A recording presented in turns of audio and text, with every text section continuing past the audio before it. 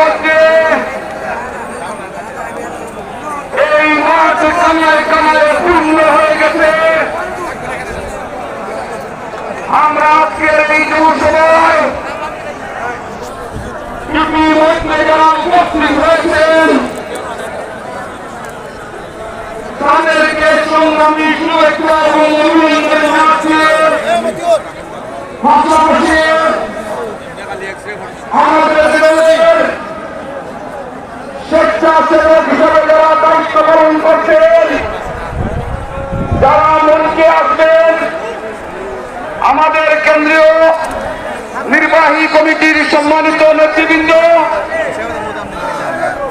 মাননীয় সংসদ সদস্য পদপ্রার্থী যারা আছেন, তাদেরকে আমরা যেন সহযোগিতার মাধ্যমে সভাস্থলে নিরাপদে প্রবেশের সুযোগ তৈরি করে দেই। আমরা লক্ষ্য করছি আমাদের নেতৃবৃন্দ সিকিউরিটি গেটের সামনে দাঁড়িয়ে আছেন।